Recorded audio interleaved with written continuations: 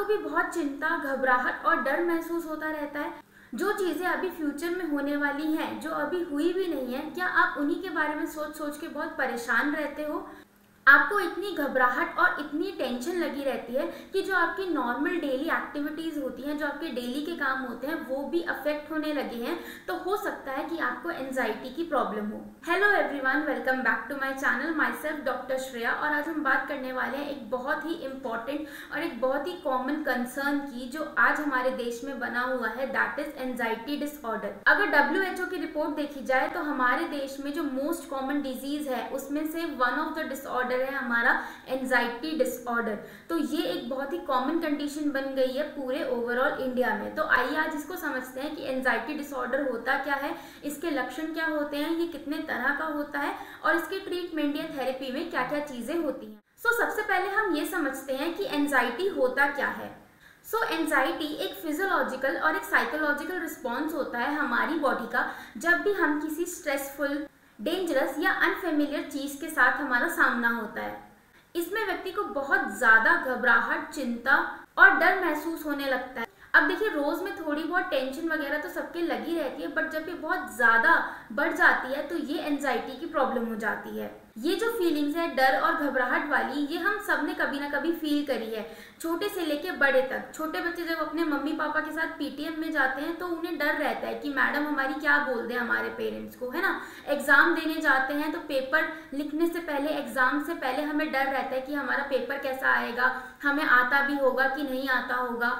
या फिर कोई भी इंपॉर्टेंट काम करने से पहले थोड़ी बहुत चिंता और टेंशन तो हमें लगी रहती है। बट प्रॉब्लम तब आती है जब इन सारे इमोशंस का लेवल एक लेवल ऊपर हो जाता है, यानी कि बहुत ज्यादा बढ़ जाता है।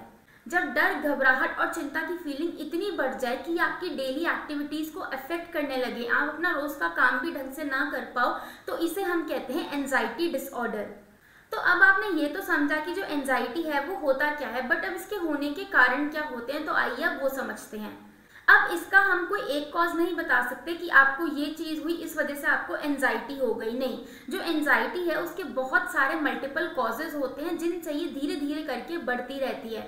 ये बात आप समझ लीजिए कि जो एंजाइटी है वो एक दिन में नहीं आती किसी को भी, ये ओवर द टाइम बढ़ती रहती है और धीरे धीरे ये इस लेवल तक आ जाती है कि ये आपको, आपके माइंड को और आपकी डेली एक्टिविटीज को, आपकी बॉडी को अफेक्ट करने लग जाती है।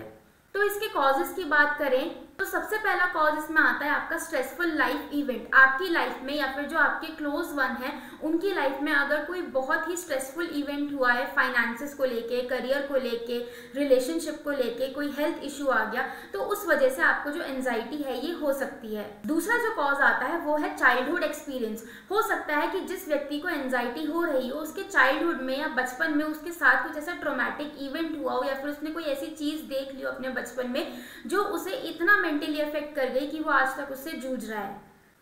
Next is the personality trait. अब देखो, कुछ लोगों की पर्सनालिटी ओवर सेंसिटिव होती है, उनको छोटी से छोटी बात भी बुरी लग जाती है, तो उन लोगों में भी ये जो एंजाइटी डिसऑर्डर है ये ज्यादा देखने को मिलता है। The next is the negative thinking pattern. आपने सुना होगा कि कोई कोई व्यक्ति ऐसे होते हैं जिनकी सोच ही पूरी तरीके से नेगेटिव होती है। उनको अगर आपको ये एक अच्छी बात बताओगे तो वो आपको उसी बात में 10 बुरी बातें निकाल के दिखा देंगे। तो ये उनका एक नेगेटिव थिंकिंग हैबिट बन गई है, तो इस वजह से भी एंजाइटी होती है। Next is the environmental factor. तो एनवायरमेंटल फैक्टर में क्या चीजें आती हैं कि आप कहीं काम पे जा रहे हो तो वहाँ का एनवायरमेंट कैसा है, आपके घर का एनवायरमेंट कैसा है। तो इन सारी चीजों में अगर आपका एनवायरमेंट सही नहीं है तो इस वजह से भी आपको एंजाइटी हो सकती है। अब हम बात करते हैं टाइप्स ऑफ एंजाइटी डिसऑर्डर की। तो जो एंजाइटी है ना वो अलग अलग तरीके की होती है। तो सबसे पहली जो एंजाइटी डिसऑर्डर है वो है जनरलाइज्ड एंजाइटी डिसऑर्डर, जिसको हम शॉर्ट में GAD भी कहते हैं। इसके अंदर क्या होता है कि एक व्यक्ति को बहुत ज्यादा डर और चिंता की फीलिंग है वो महसूस होती है। वो चाहे कितनी ही कोशिश कर ले इन फीलिंग्स को हटाने की, बट ये उससे नहीं दूर हो पाती हैं। अब ये जो डर और घबराहट की फीलिंग है, इनका जो ड्यूरेशन है वो कुछ हफ्तों से लेके कुछ महीनों तक भी हो सकता है। नेक्स्ट जो एंजाइटी डिसऑर्डर आता है वो है सोशल एंजाइटी डिसऑर्डर, जिसको हम शॉर्ट में SAD भी कहते हैं। इस तरह के एंजाइटी डिसऑर्डर में क्या होता है कि जो व्यक्ति होता है या फिर जिस पर्सन को एंजाइटी होती है वो बाहर जाने से डरता है। इस एंजाइटी डिसऑर्डर में क्या होता है कि अगर आप किसी पर्सन को बोलोगे ना कि आप जाके कोई सोशल गैदरिंग अटेंड करो या फिर आप बाहर चले जाओ, तो उनको बहुत डर, चिंता और घबराहट होने लग जाती है। वो चाहते हैं कि हम एक सेफ जगह पर ही रहें, अपने जानी पहचानी जगह पर ही रहें। किसी भी अननोन या अनफेमिलियर जगह जाने में उनको बहुत घबराहट होने लग जाती है, इसलिए वो दूसरे लोगों से बात करने से भी कतराते हैं। वो अवॉइड करते हैं कि हमारी कोई इंटरेक्शन ना हो, और दूसरे लोगों को ये लगता है कि ये इंडिविजुअल बहुत ज़्यादा शाय है या फिर शर्मीला है, बट असलियत में उसे ये सोशल एंजाइटी वाली प्रॉब्लम होती है। ये लोग अपने मन ही मन में बहुत सारी ओवर थिंकिंग कर लेते हैं कि कॉन्वर्सेशंस के बारे में, लोग हमें किस तरह से देखेंगे, लोग हमें क्या जज करेंगे, तो उस चक्कर में इनको ये जो सोशल एंजाइटी है ये रहती है। तीसरा जो एंजाइटी डिसऑर्डर है वो है सेपरेशन एंजाइटी डिसऑर्डर। इसको भी हम शॉर्ट में SAD कहते हैं।